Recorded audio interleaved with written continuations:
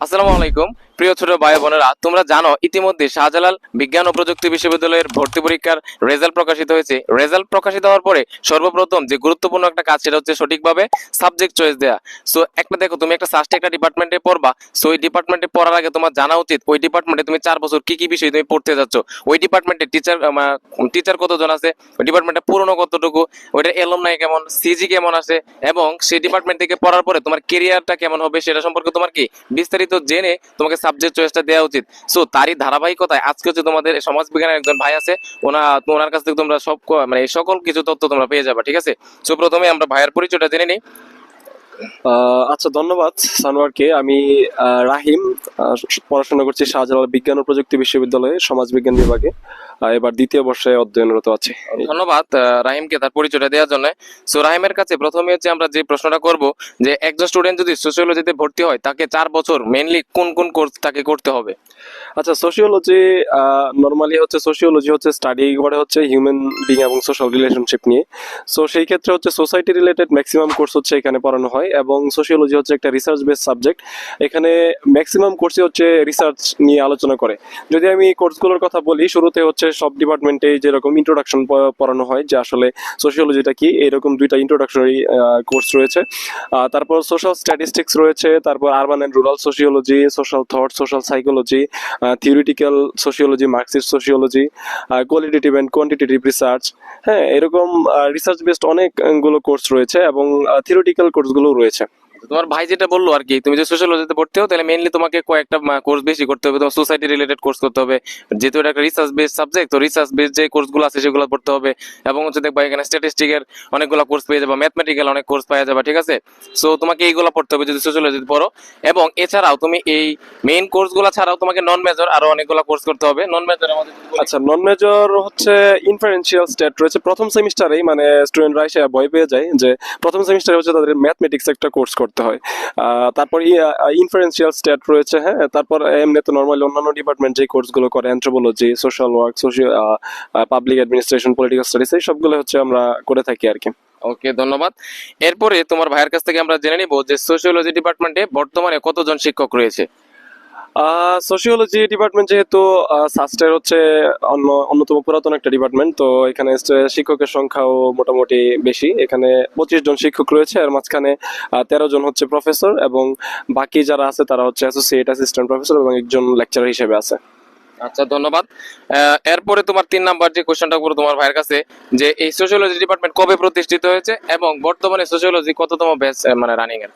আচ্ছা, sociology department কবে প্রতিষ্ঠিত হয়েছে সাস্টে, এটা বলার আগে আমি একটা এডিশনাল তথ্য যোগ করতে চাই যে বাংলাদেশে সোশিওলজি, আমাদের যে সাস্টের সোশিওলজিটা, এটা হচ্ছে 4র্থ পুরাতন সোশিওলজি ডিপার্টমেন্ট।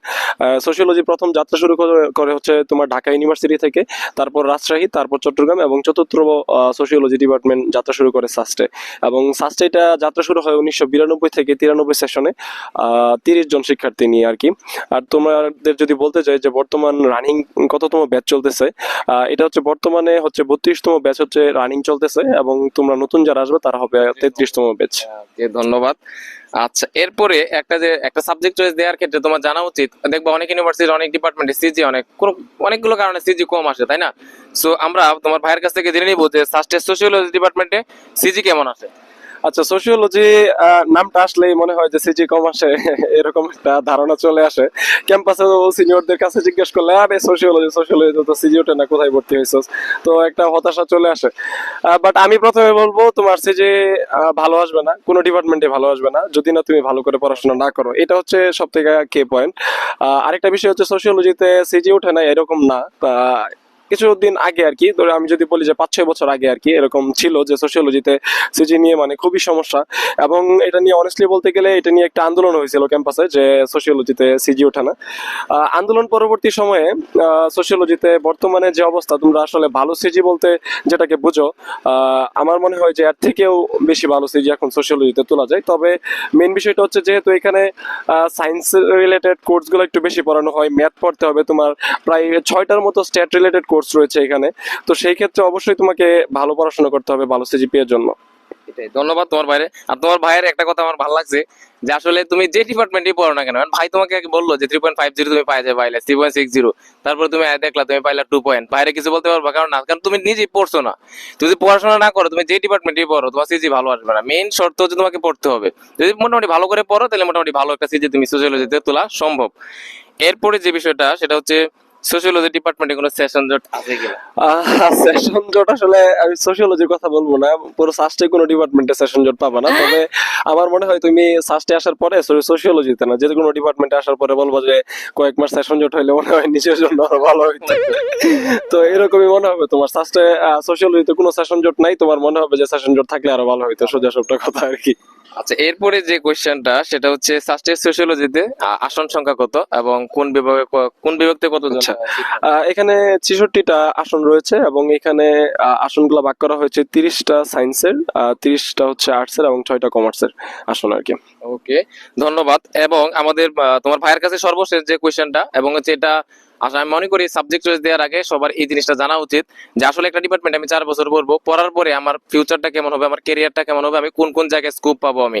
সো সাস্টের সোশিওলজি বা সোশিওলজি ডিপার্টমেন্ট থেকে পড়ার পরে কি কি স্কোপ রয়েছে, সেটি তোমার ভাইয়ের কাছ থেকে আমরা জানি। আচ্ছা, সোশিওলজি, সোশিওলজিকে বলা হয় mother of all social sciences, ঠিক আছে? তো যেহেতু এটাকে mother of all social sciences বলে, সেহেতু এটার স্কোপটা অনেক ব্রড। হ্যাঁ, তো প্রথমে আমি যদি গভর্নমেন্ট জবের কথা বলি, যে অন্যান্য ডিপার্টমেন্টে যেই সুযোগ সুবিধাগুলো আছে, যেমন ধরো তুমি বিসিএস পরীক্ষা দিতে চাও, অবশ্যই এখানে সুযোগ সুবিধা আছে এবং এখানেও হ্যাঁ এটা সবারই সমান। এডুকেশন ক্যাডারটা আছে এখানে আমাদের ডিপার্টমেন্টে। তারপর ব্যাংক জব বলো, আদার্স যে গভর্নমেন্ট জব বলো, এগুলো নিয়ে আমি কথা বলবো না, এগুলো অন্যান্য ডিপার্টমেন্টের মতোই, তোমরা জানো এগুলা। যদি আমি বলি যে নন গভর্নমেন্ট জব অথবা অন্য কোনো জবের ক্ষেত্রে এটার স্কোপ গুলা কি, বাংলাদেশে বিভিন্ন ধরনের এনজিও রয়েছে যেখানে হচ্ছে তুমি হ্যান্ডসাম স্যালারিতে সোশিওলজি থেকে জব করতে পারবা। শুধু তাই না, হ্যাঁ হ্যাঁ, আইএনজি গুলোতে মাল্টিন্যাশনাল বিভিন্ন ধরনের কোম্পানি রয়েছে যেখানে হচ্ছে রিসার্চার হিসেবে, সোশ্যাল সায়েন্স রিসার্চার হিসেবে তুমি এখানে নিয়োগ পেতে পারো।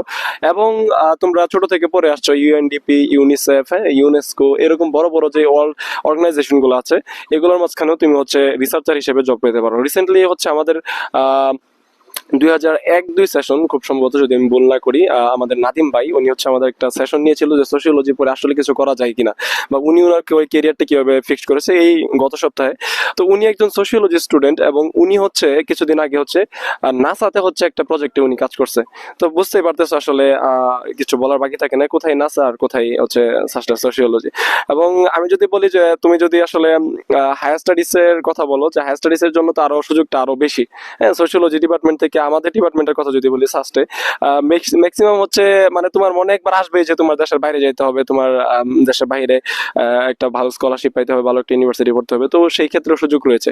তো আমি মনে করি যে সোশিওলজি থেকে জব ফিল্ড আসলে অনেক ব্রড, যদি তুমি সেভাবে আসলে নিজের কেরিয়ারটাকে একদম ভার্সিটি লাইফ থেকেই যদি ওইভাবে নিয়ে যেতে পারো আর কি। ওকে, ধন্যবাদ তোমার ভাইকে এত সুন্দর করে সবগুলো ইনফরমেশন দেওয়ার জন্য।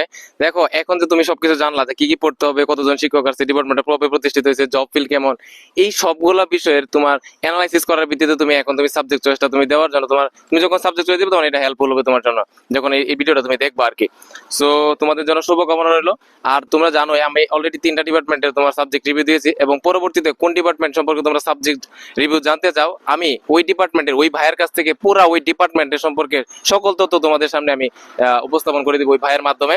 সো তোমাদের জন্য শুভকামনা রইলো। তোমরা শুধু সাস্টে সোশিওলজি ডিপার্টমেন্টে পড়তেও, তাহলে তোমরা ভাইকে দেখতে পাবো আর কি। ঠিক আছে, সবার জন্য শুভকামনা। যারা সোশিওলজিতে আসবা, অগ্রিম অ্যাডভান্স ওয়েলকাম। ওকে, ভালো থাকো, আল্লাহ হাফেজ।